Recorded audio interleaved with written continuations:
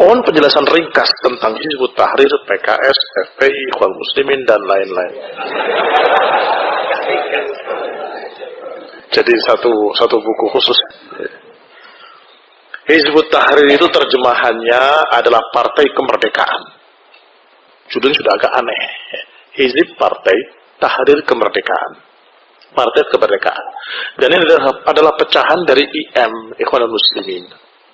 Dalam masalah fikihnya banyak keakal-akalan Mu'tazilah dalam fikihnya.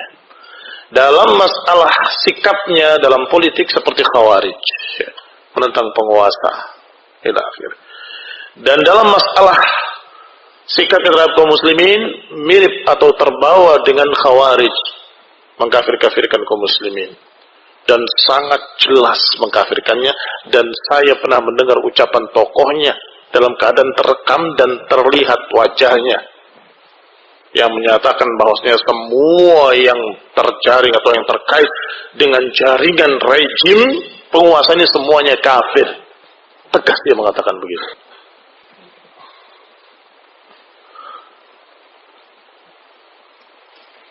Kalau PKS partai, ya. Nah, walaupun orangnya di dalamnya banyak IM, tapi PKS ini partai, sama dengan PDI, sama dengan PDI. Ya kan dulu Islam, sekarang bukan. Sekarang kalimatnya umum. Nah, sama dengan yang lainnya, sama dengan partai-partai Islam lainnya. Taib, adapun FPI sudah pernah disampaikan dan sering disampaikan. Mereka ingin ingkarul munkar tetapi dengan cara yang salah. Yang namanya rakyat kalau mengingkari kemunkaran adalah dengan nasihat, dengan ilmu, dengan peringatan. Adapun yang menindak itu bukan mereka, penguasa. Rakyat tidak berhak untuk menindak secara fisik. Tidak boleh. Kita sudah pernah tanya, ya Syekh, kami disebut sebagai penguasa dalam penguasa, negara dalam negara, karena kami terfitnah dengan jaringan komando. Kepada Syekh Ubaid kita tanyakan, maksudnya apa? Maksudnya karena kita merintah ini, merintah itu. Tugasnya para da'i adalah menyuruh kebaikan, mencegah kemunkaran. Tugasnya para da'i. Apakah kau menghukum mereka dengan dicambuk? Apakah kau menghukum mereka dengan menangkapnya, memenjarakannya? Apakah kau menghukum mereka? Tidak, ya. Kalau tidak dikatakan komando. Jadi, alhamdulillah, Syekh Ubaid menyatakan tuduhan tadi tuduhan dusta. Teruskan, kata beliau, dakwahmu bahwa itu bukan negara dalam negara selama engkau tidak menindak mereka secara fisik, karena itu haknya penguasa, bukan haknya kalian. Kalian hanya menasehati, memperingatkan, memerintahkan pada kebaikan, melarang kemungkaran. Kamu jangan ngajar, kamu masih bodoh, belajar. Komando? Bukan. Kamu nurut, alhamdulillah. Kamu nggak nurut, ya urusan kamu. Saya sudah nasihati. Kamu itu belum pantas untuk mengajar. Kamu duduk belajar. Dan itulah nasihat orang tua pada anak-anaknya. Nasihat guru pada murid-muridnya. Apa salahnya? Itu bukan komando. Kalau sudah sampai pada tingkat menghukumi seperti FPI dan sejenisnya, karena banyak kelompok-kelompok lain yang seperti itu, maka itu baru sudah menjamah ranah penguasa. Barakallahu fiikum. Ikhwanul Muslimin, yang juga dulunya partai di Mesir,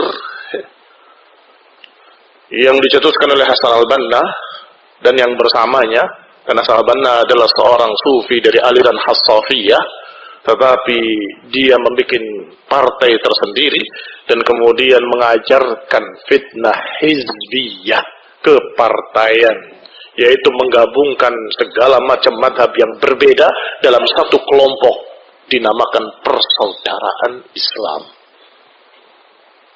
Ya kalau kita ajak mereka kepada pemahaman salah, pemahaman yang benar, pemahaman yang lurus, wabihi wa ni'mah, itu bagus.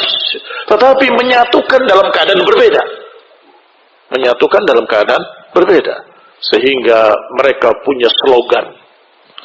Slogannya, nata'awan fima tafaqna, wa na'tadir ba'duna ba'dan fima ikhtalafna.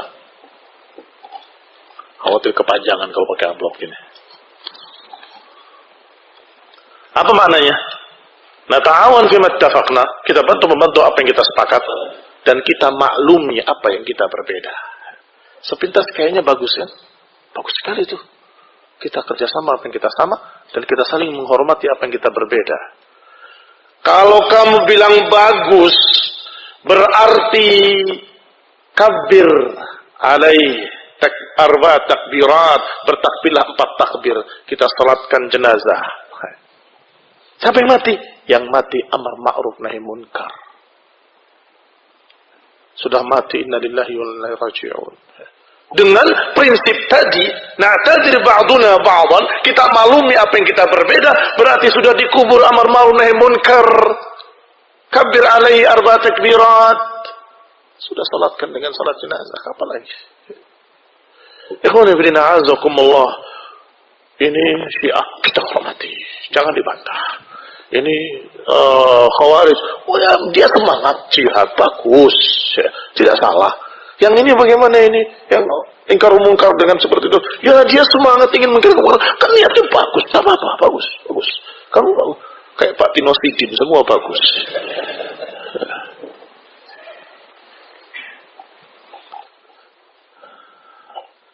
Ikhwani fiddina azakumullah. Dalilnya tidak begitu. Dalilnya man ra'a minkum munkaran falyughayyirhu bi yadihi fa in lam yastati' fa bi lisanihi fa in lam yastati' fa bi qalbihi wa dzalika adhaful iman. Siapa yang melihat kemunkaran, rubahlah dengan tangannya. Kalau tidak mampu dengan lidahnya, kalau tidak mampu dengan hatinya, dan itu selama-lemah iman. Harus kita ingkari kemunkaran, bahwa aliran Syiah Rafidhah sesat, menyimpang, berbahaya. Akidahnya kufur. Sikapnya selalu membuat kekacauan, menumpahkan darah, memberontak pada penguasa, memecah belah kaum muslimin. Harus diterangkan kebatilan-kebatilannya. Demikian pula Khawarij, kita katakan bahaya mereka. Akhirnya dari Ikhwanul Muslimin, setelah terlihat belangnya, jeleknya, dibantah oleh para ulama, mulai pakai nama baru lagi. Kami bukan Ikhwanul Muslimin, kami Salafi, kami Ahlus Sunnah juga, sama dengan kalian. Tetapi tidak mesti orang yang salah harus kita salahkan. Maksudnya, ya kan orang salah pun punya kebaikan. Nah, iya sih. Kita angkat kebaikannya. Siapa itu? Sururiyah. Alirannya Muhammad Surur. Jadi mereka salah tapi baik. Mereka menyimpang tapi benar. Mereka punya kesalahan tapi mereka punya kebaikan. Dibikin begini, dibikin ngambang semuanya. Untuk apa tujuannya? Sama dengan IM. Untuk menyatukan seluruh kelompok dalam keadaan berbeda-beda.